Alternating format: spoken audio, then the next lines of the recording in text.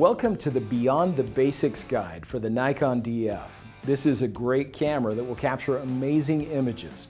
We hope you'll enjoy learning more about it with this instructional guide. This guide is meant to be a study tool to be used in connection with and not a replacement of your camera's owner's manual. You can watch it entirely in one sitting or by chapter. Feel free to navigate to any specific chapter you wish to view at any time during the video. Please note that this guide does not cover many of the more basic features and functions of the DF, as those topics are discussed at length in our original guide. Rather, this guide will help you move forward with your knowledge of your camera to help you take the best pictures possible.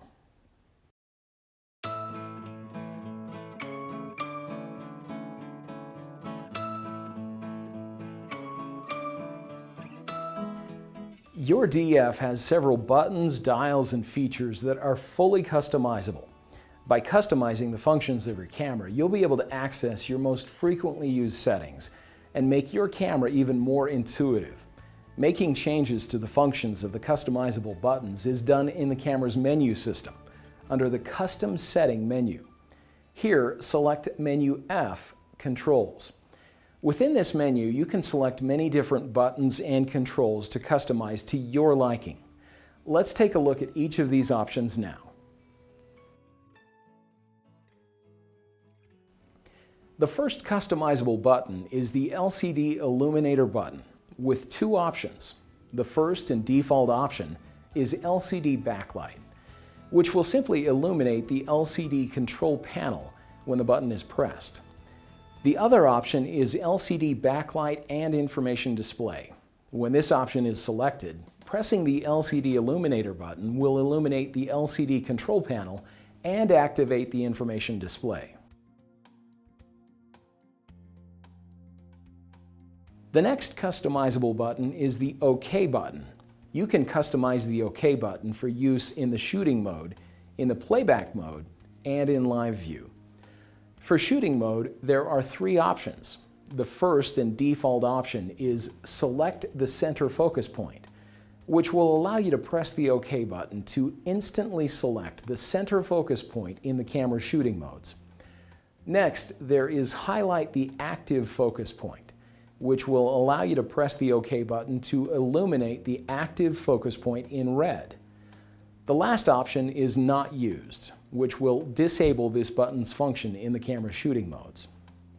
You can also choose the function of the OK button in the camera's playback mode. First, you can choose Thumbnail On/Off, which will toggle the view between full frame and thumbnail playback. Next, you can choose View Histograms, which will display a histogram in both thumbnail and full frame playback when the OK button is held down. The next option for the OK button in playback mode is Zoom On/Off. When this option is selected, pressing the OK button will allow you to toggle between thumbnail or full frame playback and playback zoom. You can choose the initial level of magnification you'd like when the button is pressed. The last option for the OK button in the playback mode is Choose Folder, which will display the folder dialog when the button is pressed, so you can quickly select the memory card and folder you'd like to play back images from. The last mode that the OK button can be customized for is Live View.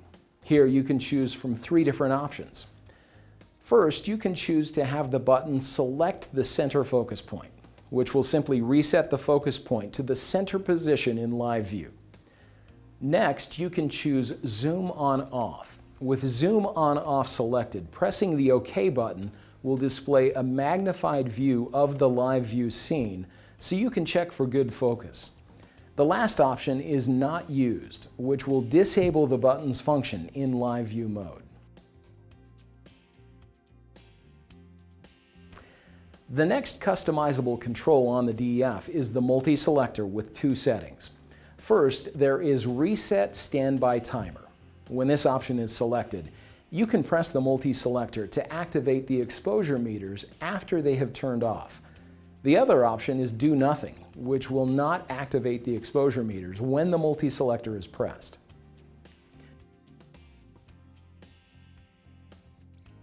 The next button that can be customized is the Function button. You can customize the button itself as well as the way the button operates in conjunction with the command dials. First, let's look at the options for customizing the role played by the function button. You can choose from almost 20 different options. First, you can choose Preview. When this option is selected, pressing and holding the function button will allow you to preview the depth of field with your current aperture setting. The next option is FV Lock, which will allow you to press the function button to lock the flash value for compatible external flash units. If you select this option, you can press the function button once to lock the flash output, and then press the button again to release the flash value lock. The next option is the AEAF Lock. When selected, the AEAF Lock setting will allow you to press and hold the function button to lock the exposure and focus until the shutter button is pressed completely. AE Lock Only will allow you to press and hold the function button to lock just the exposure setting. Next, there is AE Lock Reset on Release. With this option, the exposure will be locked when the function button is pressed and stay locked until the shutter button is pressed completely or until the function button is pressed a second time. Next, there is AE Lock Hold. With this setting, the exposure will be locked when the function button is pressed, and it will remain locked until the function button is pressed again. The AF Lock Only option will set the function button to lock the focus while the button is held down. Next, there is the AF On setting. When AF On is selected, pressing and holding the function button will activate the camera's autofocus just like pressing the shutter button halfway. The Flash Off option will allow you to press and hold the function button to temporarily disable an external flash. The next option is Bracketing Burst. This is a useful option if you use the camera's bracketing feature often. Normally with the DF, you must have the camera set to one of the continuous drive modes if you want the camera to take pictures continuously while the shutter button is held down. With the Bracketing Burst option, you can take a continuous series of bracketed shots with the camera in the single frame or quiet release modes. You'll simply need to press and hold the function button while you're pressing the shutter button, and the camera will continuously take the specified number of bracketed shots. Next, there is the Plus NEF RAW. You can use this option if you're shooting in JPEG or TIFF and you'd like to shoot just a few raw images. Simply press the function button and then take the picture as you normally would. After the picture has been taken, the camera will resume using the JPEG or TIFF only setting. If you want to take a series of plus raw images, keep the shutter button pressed halfway between shots. Note that when the camera is shooting a plus raw image, RAW will be displayed on the control panel. The next three options, matrix metering, center weighted metering, and spot metering, will activate the respective metering mode while the function button is pressed. The next option is Viewfinder Grid Display, which will allow you to press and hold the function button while rotating the main command dial to display a framing grid in the viewfinder. The next option for customizing the function button is Viewfinder Virtual Horizon. With this option, you can view a virtual horizon display in the viewfinder, which will help you ensure that the camera is level side to side and in the forward-backward positions. To return to the regular viewfinder display, simply press the function button again. The next option, My Menu, will allow you to press the function button to instantly access the camera's My Menu. The next option is Access Top Item in My Menu, which will allow you to instantly access the top menu item in the camera's My Menu. The next option for customizing the function button is Playback. When selected, the Playback option will allow you to enter the camera's playback mode by pressing the function button. This is useful for times when it may be difficult to access the playback button with your left hand. The final option for customizing the function button is None. When this option is selected, pressing the function button will have no effect.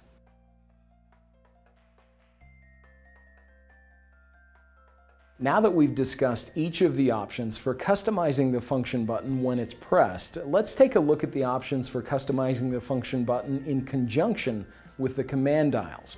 There are 6 different options. The first option is Choose Image Area. With this setting, you can press and hold the function button while rotating either of the command dials to select the image area. As you rotate the command dial, you will see a series of numbers displayed on the control panel. 3624 represents FX format with images recorded using the full area of the image sensor. 2416 represents the DX format with images recorded using approximately 24 by 16 millimeters of the image sensor at the center. Next, there is the Choose Non-CPU Lens Number option. With this option, you can use the function button in conjunction with the command dials to set a lens number for a non-CPU lens. The next option is Active D-Lighting. When this option is selected, you'll be able to press and hold the function button while rotating either command dial to adjust the active D-lighting setting. Next, there is HDR, or High Dynamic Range. When selected, HDR will allow you to press and hold the function button while rotating the main and sub-command dials to set up the camera for HDR shooting. Next, there is ISO Auto, which will allow you to press and hold the function button while rotating one of the command dials to turn the auto ISO sensitivity on or off. The next option is Multiple Exposure. When selected, Multiple Exposure will allow you to press and hold the function button while rotating the main and sub-command dials to configure the camera for multiple exposure shooting. The final option is None. When this option is selected, pressing the function button while rotating the command dials will have no effect. In addition to the function button, you can also customize the role of the preview button. Each of the functions that can be assigned to the function button can also be assigned to the preview button, including Preview, FV Lock, AEAF Lock, AE Lock Only, AE Lock Reset on Release, AE Lock Hold, AF Lock Only, AF On, Flash Off, Bracketing Burst, Plus Raw, Matrix Metering, Center Weighted Metering, Spot Metering, Viewfinder Grid Display, Viewfinder Virtual Horizon, My Menu, Access Top Item in My Menu, Playback, and None. You can also customize the preview button in conjunction with the command dials in the same way that you can for the function button. You can choose from Choose Image Area, Choose Non-CPU Lens Number, Active D-Lighting, HDR, ISO Auto, and Multiple Exposure.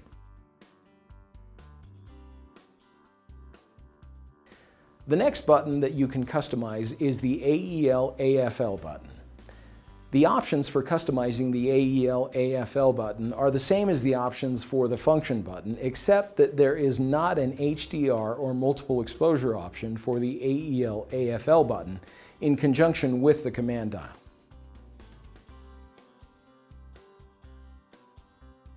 The next controls that you can customize are the command dials. You can select one of 4 different options. The first option is Reverse Rotation, which will allow you to reverse the direction that you rotate the command dials when you're making changes to the exposure compensation and shutter speed aperture settings. The next option for customizing the command dials is Change Main Sub. With this option, you can reverse the roles of the main and sub command dials. If Off is selected, the default settings of the main command dial, shutter speed, and sub command dial aperture will be used. If On is selected, the roles of the command dials will be reversed and the main command dial will control the aperture and the sub command dial will control the shutter speed. The other option, On Mode A, is for when you want the roles of the command dials to be reversed only when the camera is in certain shooting modes. If this option is selected, the main command dial will be used to set the aperture in aperture priority mode only. The next option is Aperture Setting, which allows you to select how you'd like to be able to adjust the aperture setting. If sub command dial is selected, the aperture can be selected only using the sub command dial. If aperture ring is selected, you can select the aperture only with the aperture ring that is available on specific lenses. If your lens does not have an aperture ring, the aperture will be adjusted with the sub-command dial regardless of the option that is selected. The final option for customizing the command dials is menus and playback. There are three options for this setting. First, you can select off, which will mean that the command dials will have no effect on accessing the menus and playback. If either of the other two options, on or on image review excluded, are selected, the command dials can be used to navigate through images in playback and to navigate the menu system. If you want to prevent the command dials from scrolling through images during image review, you'll want to select on image review excluded.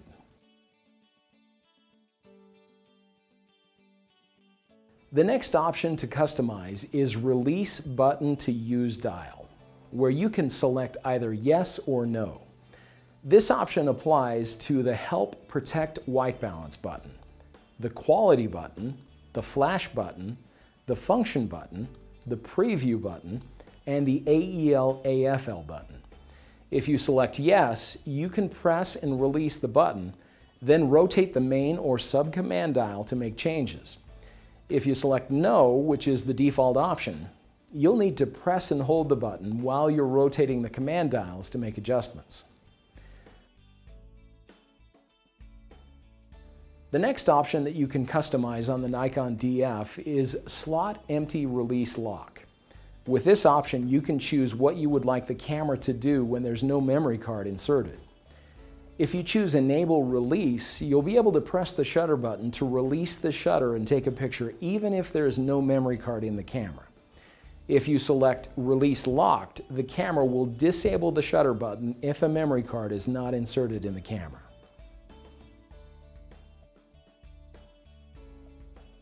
The next option that can be customized is Reverse Indicators. With this option, you can reverse the direction of the exposure indicators in the viewfinder and information display.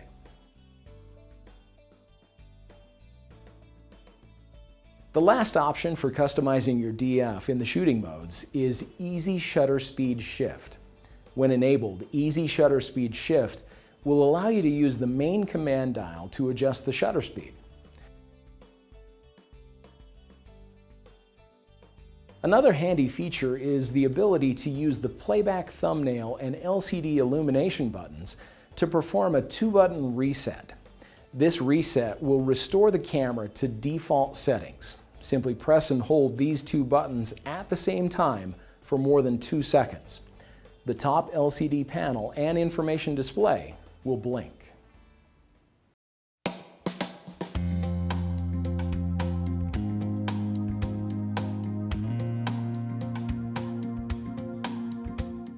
Bracketing is a technique that allows photographers to take several versions of the same photo, but with different settings. When exposure is bracketed using 3 images, one of the photos will be properly exposed, one will be slightly overexposed, and one will be slightly underexposed. Then you'll have the ability to choose the best image of the 3, or use photo editing software to combine the 3 shots, giving the image a broad range of highlights and shadows that are all properly exposed. This technique is often called HDR, or High Dynamic Range. Professional photographers have used bracketing since the days of film to ensure good exposure on important shots. With digital cameras today, bracketing options are not only available for exposure, but for flash level, white balance, and with the DF, even active delighting. Let's first look at how to configure the camera for exposure bracketing. The first thing that you'll need to do is set the release mode by rotating the release mode dial. When you're using one of the continuous release modes, you'll press and hold the shutter button to record the number of frames you'd like. In the self-timer release mode, you can set the number of shots to be taken each time the shutter button is pressed. To do this, navigate to the Custom Settings menu and select Timers AE Lock. Then select Self-Timer. Here you can set the number of shots to be taken each time the shutter button is pressed. For the other release modes, 1 shot will be taken each time the shutter button is pressed completely. we'll choose the continuous low-speed release mode. To adjust the number of frames per second in the continuous low-speed release mode, navigate to the Custom Settings menu, then Shooting Display. Scroll to D5 CL Mode Shooting Speed and select the number of frames per second. The next step to configure the camera for exposure bracketing is to select what type of bracketing you'd like from the menu system. To do this, navigate to the Custom Settings menu and choose E, Bracketing and Flash. Then select E6, Auto Bracketing Set. From here, you can choose from AE or Auto Exposure and Flash, AE Only, Flash Only, White Balance, and Active Delighting. We'll choose AE Only. Now we can press and hold the bracketing button while rotating the sub-command dial to select the bracketing increment, or the amount of variation we'd like to see in each of the shots. Variations are set in increments between 0.3 and 3. The larger the number, the more variation in exposure there will be. If you select a smaller increment, like 0.3, the images will have less variation. And if you select a higher number, the images will have more variation. After we've chosen the bracketing increment, we'll need to choose the number of shots. To do this, press and hold the bracketing button while rotating the main command dial. You can choose to have 0, 3, 5, -2, +2, -3, or +3 frames. If you choose to have 3 frames bracketed, one will be standard exposure, one will be underexposed, and one will be overexposed. The other frame options for bracketing are plus and -2 and 3. If -2 is selected, 2 shots will be bracketed, with one being the standard exposure and the other will be underexposed. If +2 is selected, again 2 shots will be taken, but this time one will be standard and the other will be overexposed. If -3 is selected, 3 shots will be bracketed. The first will be standard exposure, the second will be slightly underexposed, and the third will be more underexposed. If +3 is selected, 3 shots will be bracketed, with the first having the standard exposure, the second being slightly overexposed, and the last being more overexposed. Now, all we need to do is take a few pictures. As always, we'll press the shutter button halfway to focus and the rest of the way to take the pictures. Since we're using a continuous release mode, we'll hold the shutter button down to record the bracketed images. With the Nikon Df, you can also bracket the white balance. Doing this will allow greater control over the color of images, particularly in tricky lighting situations. To set the bracketing set to white balance, we'll return to the Custom Settings menu, Bracketing and Flash, Auto Bracketing Set, and we'll select White Balance Bracketing. We'll have best results if an appropriate white balance setting has been selected or if a custom white balance has been taken. When white balance is bracketed, only one picture needs to be taken, and the camera will automatically generate the bracketed copies of the image. For white balance, there are several options for the number of frames to be bracketed. The first option is 3 frames. With this option, the first frame is the standard white balance, the second frame will have increased amber tones, and the last frame will have increased blue tones. The next option is A2 frames. With this option, the camera will record 2 images. The first will have the standard white balance setting, and the second will have increased amber tones. The last option for frames in white balance bracketing is blue 2 frames. Again, the camera will record 2 images, with the first being the standard white balance, but the second image will have increased blue tones. You can also set the increment for white balance bracketing by pressing and holding the white balance button while rotating the sub-command dial. An increment of 1 will provide the least amount of variation, and 3 will provide the most amount of variation.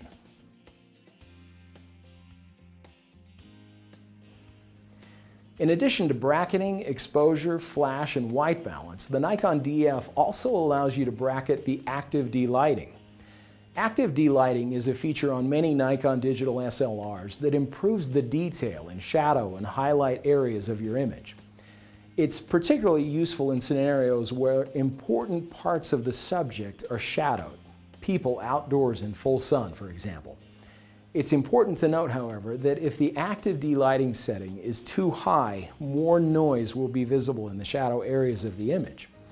To set the bracketing set to active D-lighting, we'll return to the Custom Settings menu, Bracketing and Flash, Auto Bracketing Set, and we'll select ADL, or Active D-lighting.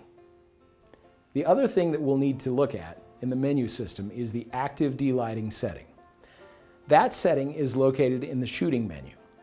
We'll select Active D-lighting and Normal. We can choose to have up to 5 frames bracketed by pressing and holding the bracketing button while rotating the main command dial. If you choose 2 frames, the first shot will be taken with active D-lighting off, and the second shot will have the auto active D-lighting setting by default. With the 2-frame option, you can change the auto setting to a different active D-lighting setting by pressing and holding the bracketing button while rotating the sub-command dial. If you choose 3 frames, the first shot will have the active D-lighting set to off, the second shot will be set at low, and the third shot will be set at normal. If you choose 4 frames, the first shot will have active D-lighting set to off, the second shot will be set at low, the third shot will be set at normal, and the fourth shot will be set at high. If you choose 5 frames, the first shot will have active D-lighting set at off, the second shot will be set at low, the third shot will be set at normal, the fourth shot will be set at high, and the last shot will be set at extra high 1. With the 5-frame option, you can also press and hold the bracketing button while rotating the sub-command dial to shift each of the shots to the next highest setting. So instead of off, low, normal, high, and extra high 1, you could choose low, normal, high, extra high 1, and extra high 2.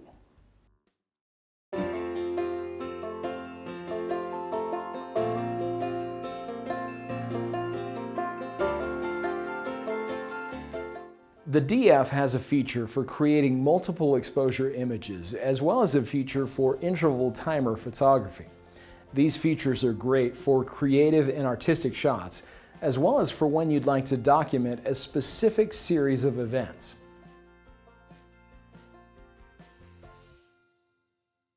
In film and digital photography alike, a multiple exposure is created when the film or image sensor is exposed 2 or more times to 2 or more different images. The final image has the additional image or images superimposed over the first. This photography technique is useful for creative artistic effect and is commonly used when photographing fireworks, lightning, or superimposing a bright moon in a daytime scene. Let's walk through how to set up your DF to shoot multiple exposure images. First, you'll want to enter the Shooting menu and select Multiple Exposure. Here, you can make adjustments to each of the 3 menu items. Let's first discuss the Multiple Exposure mode setting. You can choose from Off, On Single Photo, and On Series. If you'd like to record just one multiple exposure image, you'll want to select On Single Photo. If you select On Series, you can take consecutive multiple exposure images until you return to the Multiple Exposure Mode menu and select Off. For our purposes today, we'll select On Single Photo. Now let's look at the Number of Shots option. You can choose to have 2 or 3 images superimposed. The bottom menu item is the Auto Gain option. The gain determines how much adjustment to the exposure the camera makes for each exposure. If you want to have the exact same exposure value for each shot, Auto Gain should be set to On. When the Auto Gain is set to On, the camera will use the exact same exposure value and automatically divide that exposure based on the number of shots. For instance, if the number of shots is set to 3, the exposure adjustment would be 1/3. Likewise, if the number of shots is 2, the exposure adjustment would be 1/2. This way, when the exposures are combined into one image, the total exposure will be the equivalent of one proper exposure. There are times when you'll want to set the auto gain to off if you're photographing subjects with a dark background, or if you'll want to manually control the exposure for each shot, the off setting would work well. The other time that you would want to set the auto gain to off is if you were using a technique called masking, where part of the lens is covered for the first shot and then the opposite part of the lens is covered for the second shot. For these types of multiple exposure images, you would want each shot to have a full, proper exposure.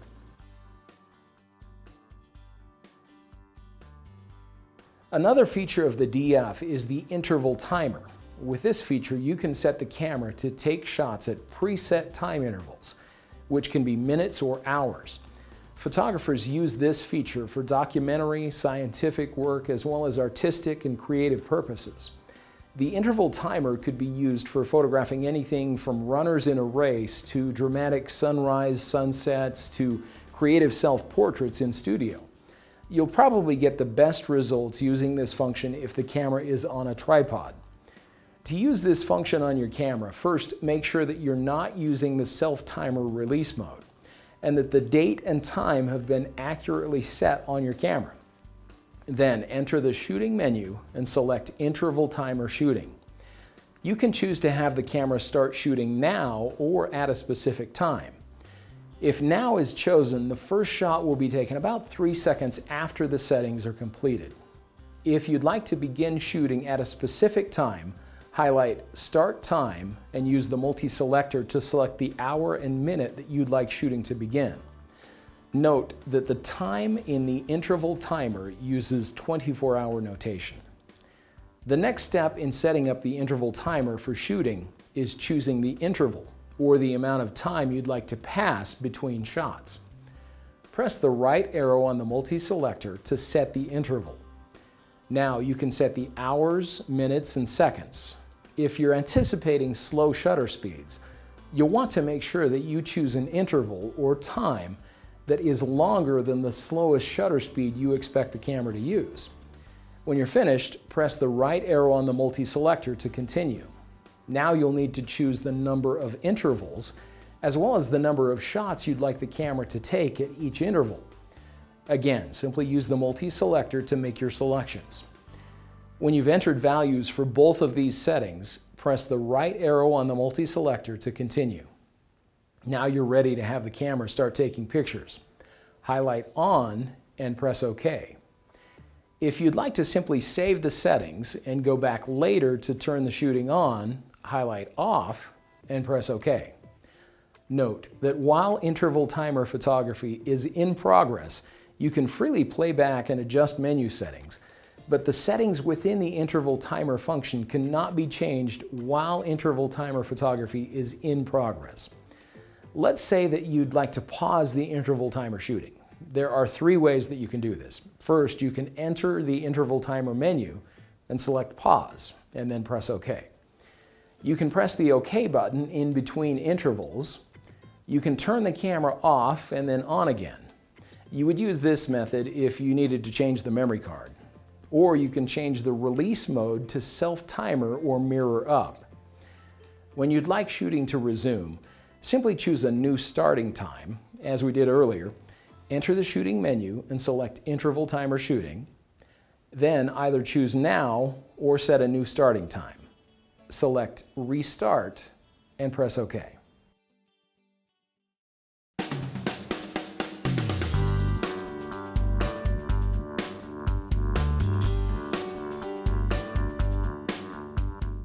With Nikon's wide array of lenses, flash units, and other accessories like GPS and wireless mobile accessories, you'll be able to take amazing photos and further build your photography skills. Please note that using some third-party accessories, particularly flash units, may cause damage to your camera and will void your Nikon warranty. You'll want to check with your authorized Nikon dealer or service representative for more information about the use of third-party accessories.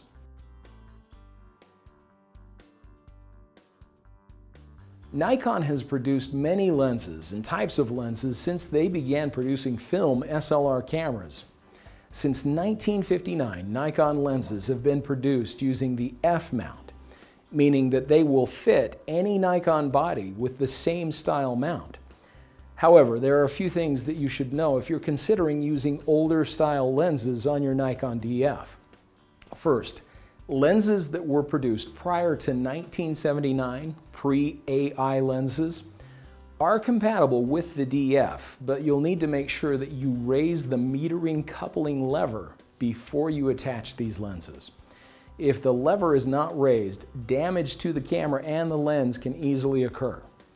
Most lenses produced after 1979 or AI lenses can be safely attached to your camera, but these are lenses that are non-CPU, meaning that they will not automatically have the ability to meter or communicate with the camera. They are also manual focus lenses. One of the benefits of the DF camera is that you can input lens data for pre-AI and AI lenses through the camera's menu system. Doing this will enable many of the features that are available on CPU lenses, most importantly including the matrix metering option. Lenses that were produced after 1986 are considered to be CPU lenses and are generally fully compatible with the DF camera body. Most of them will autofocus and are capable of sharing important data with the camera body.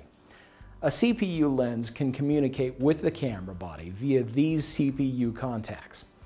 These contacts will share a variety of information with the camera, including metering information as well as focusing distance.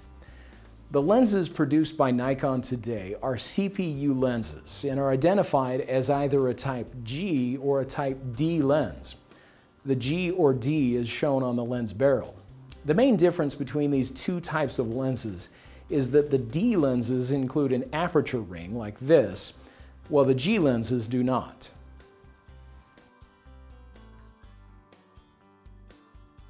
Now that we've discussed a little about lens compatibility, let's discuss choosing a lens. With a wide variety of lenses in Nikon's current lineup, it can seem overwhelming to know what lens or lenses will help you with the type of photography you're doing.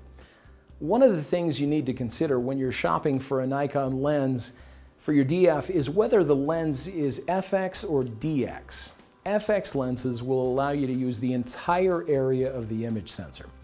DX lenses are fully compatible with the DF, but they will only allow the camera to use a smaller area of the image sensor. Nikon DX lenses have a DX on the lens barrel. Let's talk a little about lenses and apertures.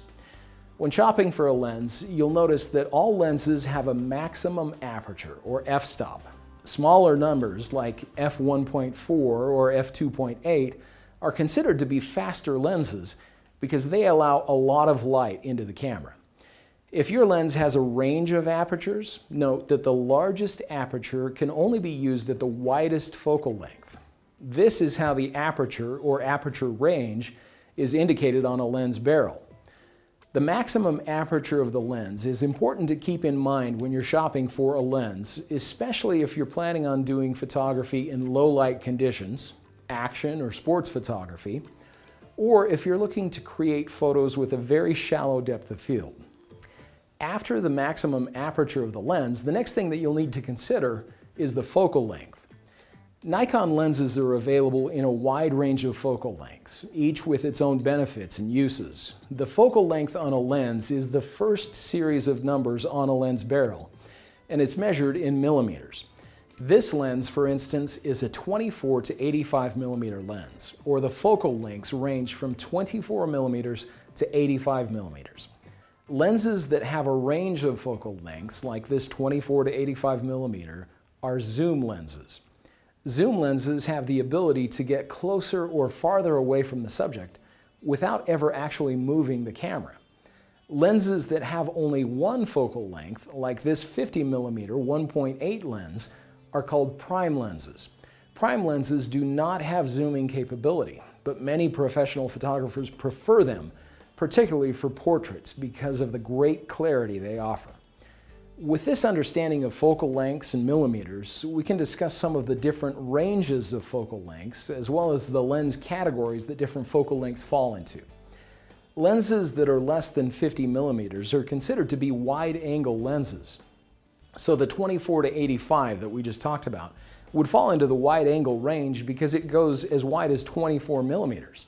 Wide-angle lenses are great for landscape shots, as well as situations where space is limited and you want to include as much of a scene as possible. Mid-range lenses have between 50 and 85 millimeters. This range of focal lengths is great for family snapshots, portraits, and vacations. The 24 to 85 lens also falls into the mid-range category. These lenses are often referred to as walk-around lenses because they're so versatile and can be used for a variety of subjects and shooting scenarios. Telephoto lenses are lenses with over 85 millimeters and are great for getting closer to your subject. Sports and wildlife photographers use telephoto lenses extensively to zoom in on the subject. Telephoto lenses are great for getting amazing close-up shots of flowers or other small subjects. If you're photographing very small objects and want to have the ability to capture even the smallest details, you may want to look into a dedicated close-up or micro lens. The focal lengths for dedicated close-up lenses range between about 60 millimeters and 200 millimeters. In addition to apertures and focal lengths, there is one more important feature that you should consider when you're shopping for a Nikon lens: vibration reduction, or VR. Vibration reduction will help you get sharp photos at slower shutter speeds. This feature is especially useful in low light conditions and can make the difference between a photo like this and a photo like this.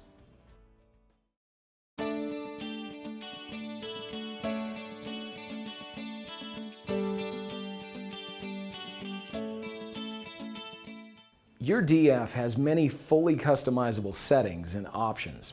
As we've discussed in Chapter 1, you can customize the camera's buttons and dials, but you can also customize a wide variety of other camera functions to fit your personal preference. Let's take a look at some of the custom setting menus now. Press the menu button and navigate to the Custom Setting menu. At the top of that menu, you'll notice the Custom Settings Bank option. With all of the custom settings, you can save any changes that you make to one of the 4 banks labeled A, B, C, or D. So the first thing that you'll want to do before making changes to the settings is select a bank. As you make adjustments and changes to custom settings, the changes will be automatically saved to the bank that you have selected. We'll just leave it on the default bank A. The first custom setting menu is menu A, Autofocus. The first 2 items in this menu are AFC and AFS, Priority Selection. When you're shooting in the camera's AFC or AFS focus modes, you can choose what priority you would like to be given to the focus of the image. For both the AFC and AFS modes, you can choose from Release or Focus. If Release is selected, the camera will allow the picture to be taken regardless of whether focus has been achieved. If you choose Focus, the camera will not allow the picture to be taken if it is not in focus. The next menu item in the Autofocus custom menu is Focus Tracking with Lock On. With this menu item, you can select how long the camera will wait to adjust the focus when the subject abruptly moves. This option prevents the camera from autofocusing on other objects passing through the frame when the camera is using focus tracking. You can select options from 1 short to 5 long. You can also select Off, which will immediately adjust the camera's focus when the focusing distance changes. Next, there is AF Activation. With this menu item, you can select whether you'd like to be able to use the shutter button or the AF On button to activate the camera's autofocus. If you select Shutter AF On, you can use either of those buttons to activate autofocus. If you choose AF On only, you'll only be able to use the AF On button to activate autofocus. Next, there is AF Point Illumination, with options for AF or autofocus and manual focus. Under AF Point Illumination, you can choose from Auto, On, and Off. If Auto is selected, the active focus point in the viewfinder will be illuminated only when the subject is very dark. When On is selected, the active AF points will always be illuminated, and when Off is selected, the active AF points won't be illuminated at all. For the manual focus option, you can choose whether or not to have an active focus point displayed when the camera is using manual focus. Next, there is focus point wraparound. With this option, you can choose whether or not you'd like to be able to have the focus point selection wrap around from one side of the viewfinder to the other. If wrap is selected, you'll be able to continue scrolling when you reach any edge of the viewfinder, and the focus point will activate at the opposite side, top, or bottom. If no wrap is selected, scrolling will be disabled when you reach an edge of the frame. The next option is number of focus points, which allows you to choose whether you'd like to use all of the 39 or 11 AF points.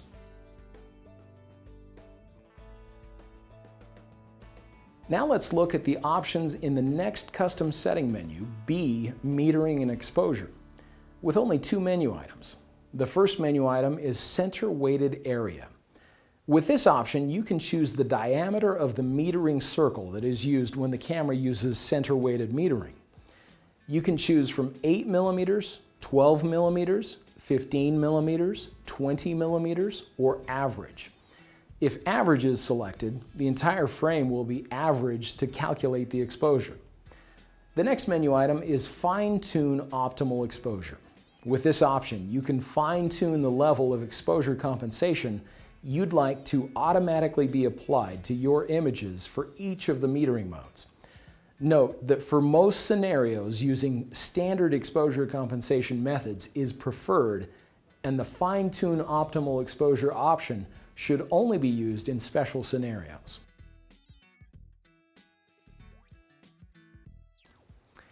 The next custom setting menu is C, timers and AE lock. The first item is shutter release button AEL. With this option, you can choose whether or not you'd like to lock the exposure when the shutter button is pressed halfway. If on is selected, the exposure will be locked when the shutter button is pressed halfway. The next menu item is standby timer. This is where you can set how long you'd like the camera's exposure meters to remain active when the camera is not in use. You can choose from settings ranging from 4 seconds to 30 minutes, or you can select no limit. Next, there is the self-timer setting. With this option, you can make adjustments to all of the self-timer settings, including the delay or how long the camera waits to take the picture after the shutter button is pressed. The number of shots, you can choose to have the camera take between 1 and 9 shots, and the interval, where you can choose how long the camera should wait in between shots. The next menu item is monitor off delay, where you can choose how long you'd like the monitor to stay on when the camera is not in use. You can set a specific length of time for playback, menus, information display, image review, and live view.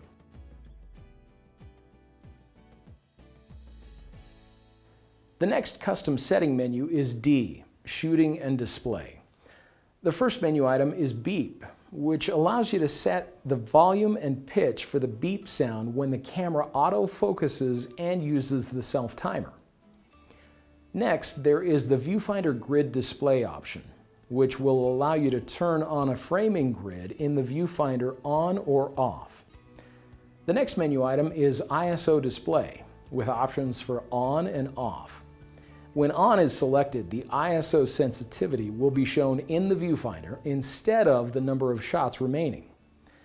Next, there is the screen tips option, which can be set to on or off. When enabled, the screen tips can provide helpful information for items that are selected on the information display. Next, there is the CL mode shooting speed.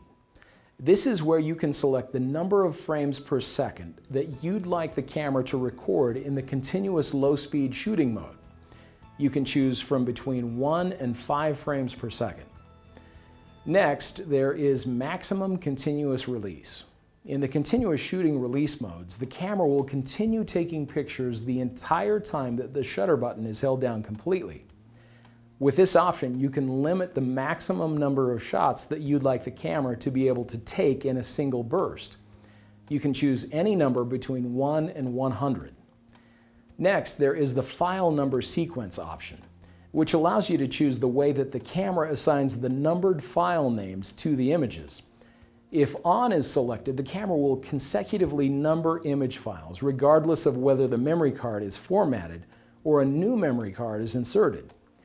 If Off is selected, file numbering will begin at 0001 when a new memory card or folder is used, or when a memory card is formatted.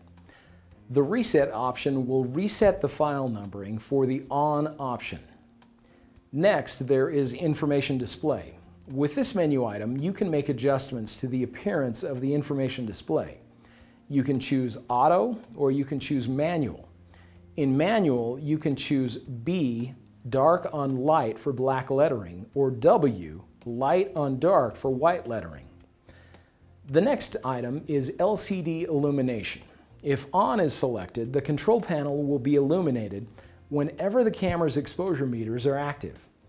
If Off is selected, the control panel will be illuminated only when the LCD illumination button is pressed. The next menu item is Exposure Delay Mode. There may be times when you're taking pictures with slow enough shutter speeds that pressing the shutter button to take the picture would result in a blurry image. With Exposure Delay Mode, you can set the camera to have a brief delay after the shutter button is pressed before the picture is actually taken. You can choose from 1, 2, or 3 seconds for the delay.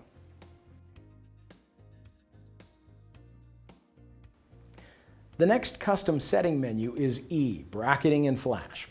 The first menu item is Flash Sync Speed, where you can choose the maximum shutter speed that can be used with an external flash unit. You can choose speeds ranging from 1/60th of a second to as fast as 1/250th of a second using the Auto FP option. The next option is Flash Shutter Speed, where you can select the slowest shutter speed that can be used with the flash in the Program Auto or Aperture Priority shooting modes. Next, there is Optional Flash, which will allow you to choose a flash control mode for an optional flash unit. Next, there is Exposure Compensation for Flash with 2 options. First, there is Entire Frame. When Entire Frame is selected, both the flash level and exposure compensation will be adjusted. The other option is Background Only. When Background Only is selected, the exposure compensation will be applied only to the background in the image. The next menu item is Modeling Flash. When enabled, this option will allow you to press and hold the preview button when a flash is being used to see the effects of the lighting on a subject. The flash will fire continuously while the preview button is held down. The next menu item is Auto Bracketing Set. This item is discussed in detail in Chapter 2 of this guide. Next, there is Auto Bracketing Mode M, where you can choose which combinations of flash, shutter speed, and aperture will be bracketed when you're shooting in manual mode. The last menu item in the Bracketing and Custom Flash setting menu is Bracketing Order. With this option, you can choose the order in which you'd like the camera to record bracketed shots. The first option, Meter Under Over, will record the first shot at the standard exposure, the second shot will be underexposed, and the last shot will be overexposed. The other option will begin with the underexposed shot, then the standard exposure, and finally the overexposed shot. The last custom setting menu is F, Controls. The Controls menu items are discussed in detail in Chapter 1 of this guide.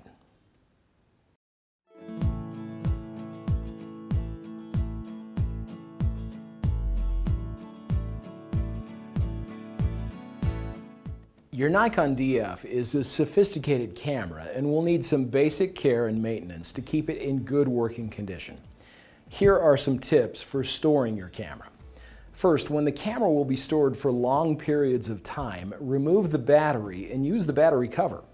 Next, make sure that the storage location is cool and dry and does not get exposed to temperatures above 120 degrees Fahrenheit. Avoid storing the camera in areas with high humidity, near televisions, radios, or other equipment that produce strong electromagnetic fields. When you're using the camera regularly, you'll want to protect it from several environmental elements that could cause damage. The camera should stay dry, and contact with dust or sand should be avoided. You'll also want to avoid subjecting the camera to sudden changes in temperature. If the camera is cold and suddenly brought into a warm environment, condensation or moisture can build up on the camera's internal components. Also, leaving the lens pointed at the sun will damage the camera's image sensor.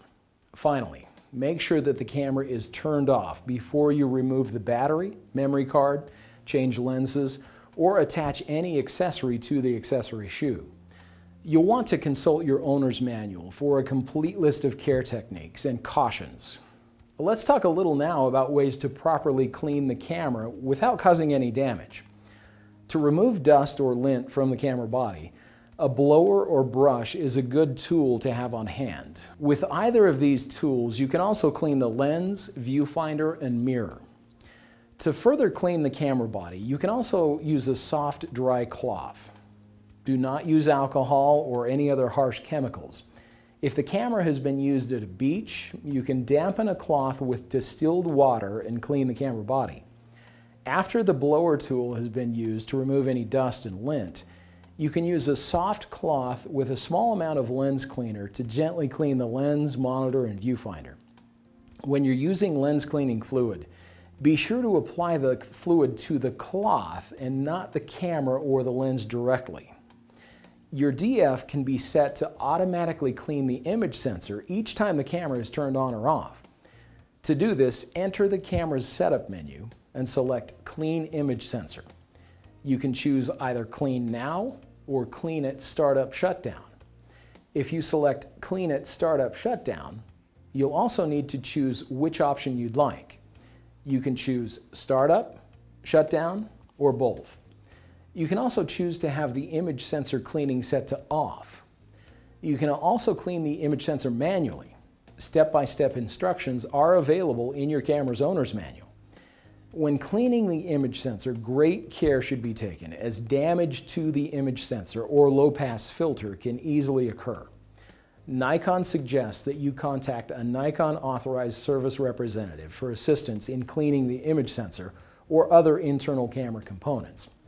Nikon suggests that your camera be inspected every 1 or 2 years by the original retailer or a Nikon authorized service representative.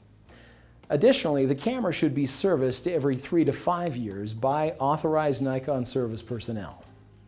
We hope you've enjoyed learning more about your Nikon DF. We know this new information will give you enough confidence and know-how to take your photography skills to new levels. Remember, you can refer back to any section of this guide at any time. Watch for more QuickPro guides on using newly released cameras. Thanks for watching.